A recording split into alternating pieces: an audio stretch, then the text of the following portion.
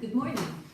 So I'm in the living room of the Dollhouse here this morning to meet with the director of the Dollhouse, Ciara Finnegan, to ask her a couple of questions about the upcoming Open Dollhouse Day. And I'm just wondering where she is.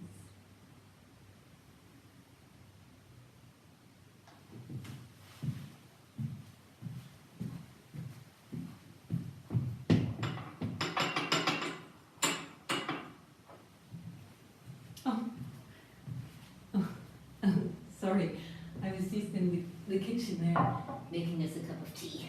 It's a cold morning. So, Open Dollhouse Day. Well, Open Dollhouse Day, the very first ever Open Dollhouse Day, will take place on Saturday, the 1st of December, and our doors will be open from 10 o'clock in the morning until approximately 3 o'clock in the afternoon. Thanks for the tea.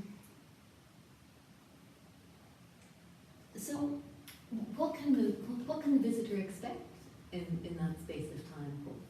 What can we look forward to on Saturday, the 1st of December?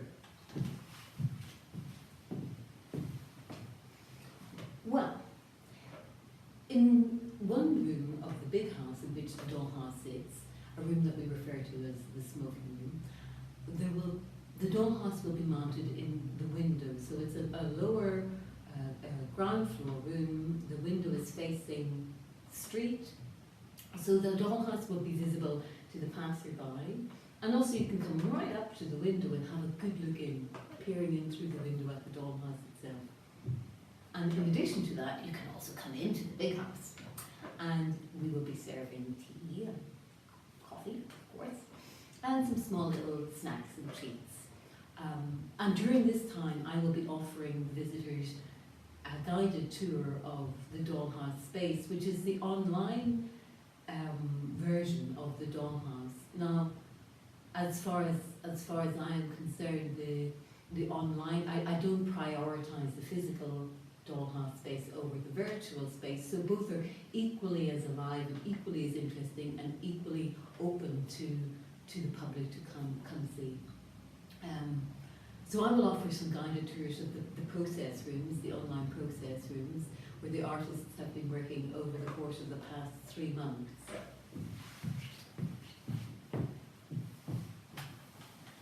Oh, great! So maybe you could tell us a little bit about the artists who are working in the dollhouse, or who have been working in the dollhouse through this autumn season.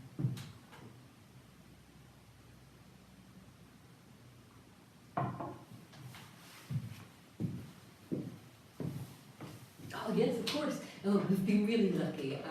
The autumn has welcomed to the dollhouse in the kitchen Kristin Lucas, and Kristin is an artist who's based in New York, and she also lectures in the University of Texas. And Kristin's work it looks at aspects of conservation. So there's a very strong ecological awareness, but also embraces technology and embraces other realities, so a virtual reality and augmented reality, in a very gentle and sensitive way that focuses the attention on the natural environment in ways which technologies often fail to do.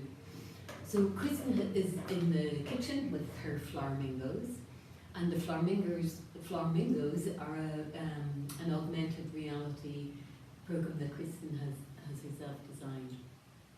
And next to Kristin in the living room are Common Folk. And Common Folk is a mixture of me and some of the local residents who live here, trying out various bits and pieces, figuring out technical setups and that sort of thing, and also doing administrative work and cleaning and so on. And above the living room, in bedroom number 3, we have Susan MacWilliam. And Susan has created something of a haunting in bedroom 3. And the story is now evolving, and I don't know where it's going to go at the moment, but I'm hooked, I'm really intrigued. She's referring to some sort of disturbance. She shall we say, in the original design and manufacture of the dollhouse. And this disturbance continues to somehow trouble the interior, most specifically bedroom 3. And next to Susan, in bedroom number 2, we have Peter Richards. And Peter has been playing with this idea of scale and wondering how does one place oneself in a situation, and is this a question of a social awkwardness, or how do I fit in, or is it one of sheer physical scale, or is it a matter of perspective? So Peter's been playing with this idea, and one of his initial references is to a comic sketch from Father Ted, where he is trying to teach the very basics of perspective to his colleague, using a reference to cows outside and a toy top that he has next to him. So it's via this that the cow has appeared in the dollhouse. And Peter's been using this as to hook. It's the hook for the idea of the scaling. And he's created both a miniature version of bedroom 2, which is now installed in bedroom 2, which you'll be able to see in the actual physical dollhouse, and an enlarged version of bedroom 2 in his own studio in Belfast. So there's 3 grades of scale in the work that he's doing at the moment, and it's all really exciting. And he also invited another artist to spend a bit of time in the room, which was included in the invitation to the dollhouse. Like as an artist, you might like to invite a friend to stay over for a bit. And so Justine MacDonald is also making some work in bedroom number 2, which we will introduce as well on the Open Dollhouse day. And then above Peter in the attic, we have Michael Wilson. Michael Wilson is a British artist, but who is currently based in New York. And Michael's work refers to self-censored text by Oscar Wilde from the picture of Dorian Gray, which, as we know, that image itself was located in the attic of the house in which Dorian Gray lived. And Mike has taken a piece of this text. He found a copy of the original transcript of the text in Oscar Wilde's hand, and he has then attempted to emulate the style as exactly as he can, and include this short text in the attic space. So it's mounted on a wall at the rear of the attic.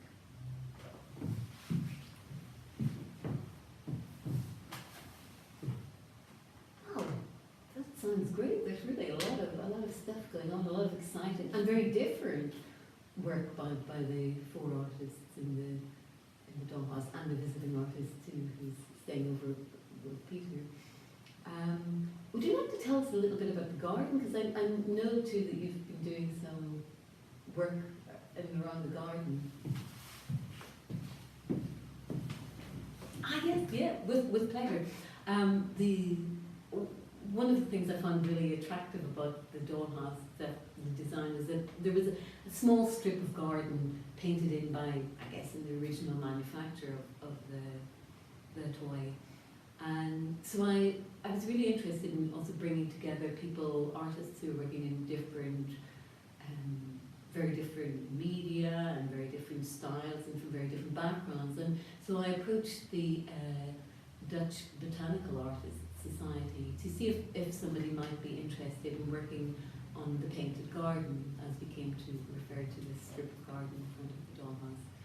And the responses were really, really wonderful, and I'm really delighted that we have Margriet Honehe, who's painted the autumn garden for us. And she explained to me that the botanical artists always paint to scale, so everything is a one-on-one relationship, or one-on-one ratio.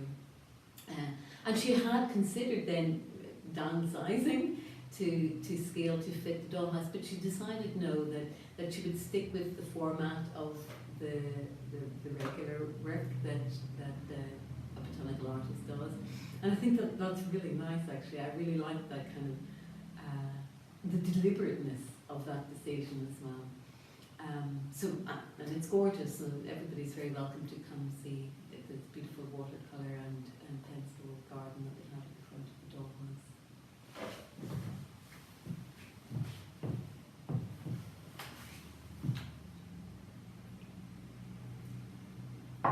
So, it's Monday now, and this event is taking place on Saturday, so I guess you're going to be busy over the next few days, getting everything ready and preparing to welcome all the visitors and guests.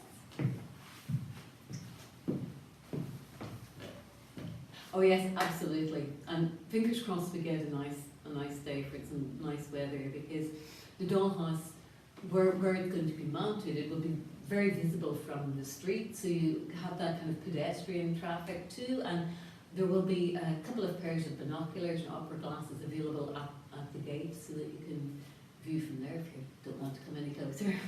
And also just peering in the window is quite a lot of fun. But it will be warm inside too, so don't worry. If you get too chilly standing outside viewing from the street or from outside the window, do come in and have a tiny cup of tea with us. So thanks very much for inviting me to have this talk this morning. I hope I'll see you there. Undoubtedly. Yeah, so everybody's welcome. See you soon. Hopefully see you Saturday. Bye.